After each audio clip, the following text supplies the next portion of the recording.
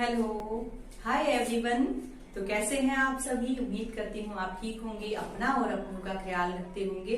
तो welcome to my YouTube channel craze with waste, myself Bhavna Joshi. और आज मैं आपके लिए लेकर आ रही हूँ ब्यूटीफुल ज्वेलरी डिजाइन, जिसको आप इजिली घर पर ही कर सकते हैं, जिसमें आपका 30 रुपीज भी कॉस्ट नहीं लगने वाला है। और लेटेस्ट है, ट्रेंडी है, जिसको आप पहनने के बाद बेहद खूबसूरत लगने वाले हैं। तो चलिए शुरू करते हैं आज की ज्वेलरी। इसमें आपको एक फैब्रिक लेना है, जो आप किसी भी कलर का, मैंने ब्लैक लिया है, आप कोई भी कलर जो आपको पसंद हो आप वो ले लें, मिरर ले लें।